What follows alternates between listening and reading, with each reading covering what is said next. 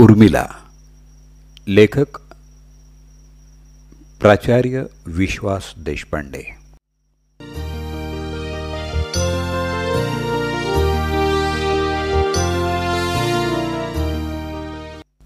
रामायणात जिच्यावर पुरेसा प्रकाश टाकण्यात आलेला नाही अशी एक व्यक्तिरेखा म्हणजे लक्ष्मणाच्या पत्नीची, उर्मिलेची आहे.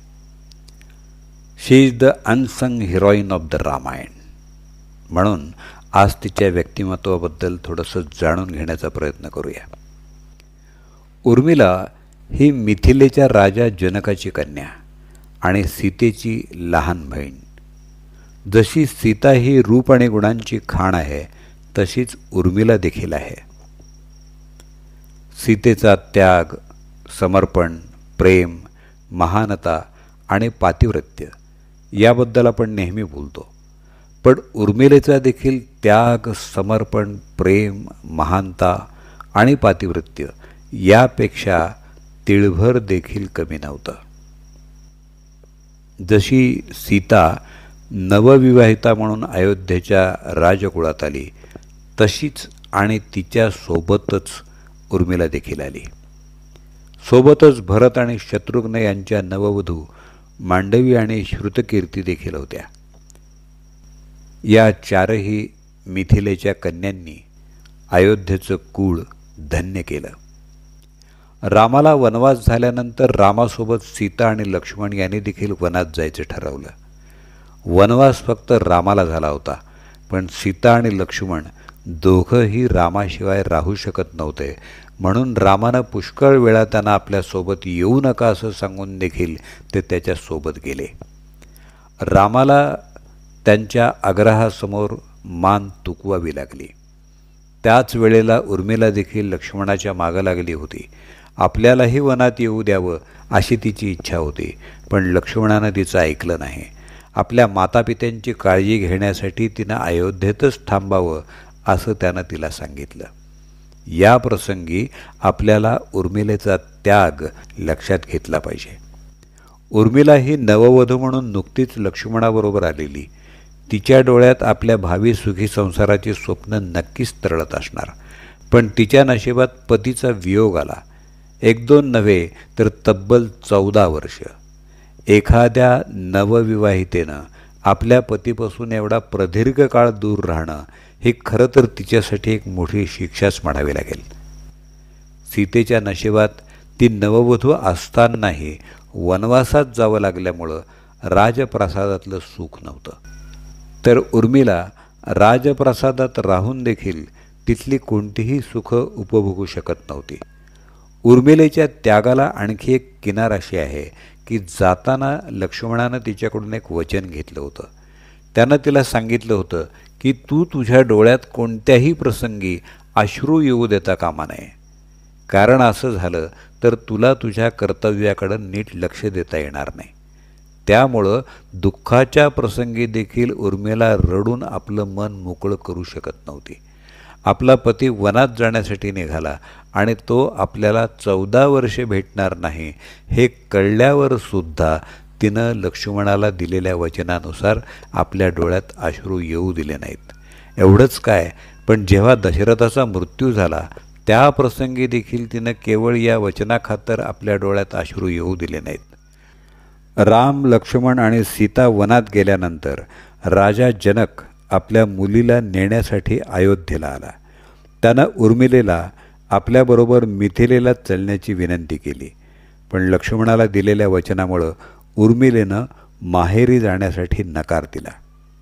आता तिचा आणखी एक अनोखा त्याग समजून घेऊया. जेव्हा राम, लक्ष्मण आणि सीता हे वनवासाला गेले तेव्हा तिथे लक्ष्मण हा राम आणि सीता झोपलेले असताना रात्री पहारा देत जागा राहायचा. अशावेळी त्यानं निद्रादेवीची प्रार्थना केली आणि जोपर्यंत आपण वनवासात रामासोबत आहोत तोपर्यंत आपल्याला निद्रा येऊ देऊ नकोस अशी तिला विनंती केली. निद्रादेवीनं त्याची ही विनंती एका अटीवर मान्य केली. ती म्हणजे त्याच्याऐवजी ती निद्रा 14 वर्ष दुसऱ्या कोणीतरी घेतली पाहिजे. तेव्हा लक्ष्मणानं माझ्याऐवजी माझी पत्नी उर्मिला 14 वर्ष झोपेल असं सांगितलं. तेव्हापासून ते लक्ष्मण परत येईपर्यंत उर्मिला ही लक्ष्मणासाठी 14 वर्ष झोपून होती असं सांगितलं जातं. ही सुद्धा तिची एक प्रकारची तपश्चर्या आणि त्याग होता. राम रावण युद्धामध्ये लक्ष्मणानं इंद्रजिताचा पराभव केला. इंद्रजित हा अपराजित होता. त्याला असं वरदान होतं की जी व्यक्ती आपल्या आयुष्यात 14 वर्ष झोपली नसेल अशीच व्यक्ती त्याचा वध करू शकेल. निद्रादेवीनं लक्ष्मणाला दिलेल्या वरामुळं या अटीची पूर्तता झाली आणि लक्ष्मण अपराजित अशा इंद्रजिताचा वध करू शकला. इंद्रजिताचा मृत्यू झाल्यानंतर त्याचं शव रामाच्या सैन्याच्या ताब्यात होतं. इंद्रजिताची पत्नी सुलोचना आपल्या पतीच्या मृत्यूची वार्ता कळल्यानंतर त्या ठिकाणी आली. आपल्या पतीचं शव पाहून तिनं खूप शोक केला. तिथं उभ्या असलेल्या लक्ष्मणाला ती म्हणाली, हे सुमित्रानंदन, तुम्ही असं समजू नका की माझ्या पराक्रमामुळं इंद्रजिताला मारलं आहे. त्याला कोणीच मारू शकत नव्हतं. तुम्ही त्याला मारलंत याचं श्रेय 2 पतिव्रता स्त्रियांना जातं. त्यामुळं तुम्ही तरी आपल्या पराक्रमावरती गर्व करू नका. इंद्रजिताच्या पत्नीचे हे उद्गार उर्मिलेचा त्याग स्पष्ट करण्यासाठी पुरेसे आहेत. ती जर लक्ष्मणाचं न ऐकता वनवासात आली असती किंवा त्याच्याऐवजी 14 वर्षे निद्रा घेणं तिनं नाकारलं असतं तर लक्ष्मणाला हा इंद्रजिताचा वध करता आला नसता. जेव्हा लक्ष्मण रामसीतेसोबत रावणवधानंतर अयोध्येला परतला तेव्हा निद्रादेवीनं त्याला दिलेल्या वरदानाचा कालावधी संपला होता आणि आता तिला म्हणजे निद्रादेवीला दिलेल्या वचनानुसार लक्ष्मणाला निद्रा घ्यावी लागणार होती आणि उर्मिलेची निद्रा समाप्त झाली होती. म्हणून नंतर रामाचा जो राज्याभिषेक सोहळा झाला तो पाहण्याचं भाग्य लक्ष्मणाच्या नशिबात नव्हतं. त्याच्याऐवजी उर्मिला या सोहळ्याची साक्षी होती. पुढं उर्मिलेला लक्ष्मणापासून अंगद आणि धर्मकेतू असे 2 पराक्रमी पुत्र झाले. अशा रीतीनं उर्मिलेचं संपूर्ण जीवन हे त्याग, सेवा आणि समर्पण यांचं प्रतीक आहे. जोपर्यंत रामायण आहे तोपर्यंत उर्मिलासुद्धा अमर राहील.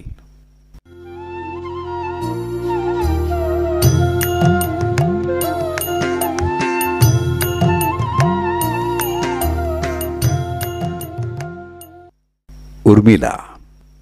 लेखक प्राचार्य विश्वास देशपांडे, चाळीसगाव. प्रतिक्रियेसाठी मोबाईल नंबर 9403 74 99 32. या लेखाचं वाचन केलं होतं दत्ता सरदेशमुख यांनी.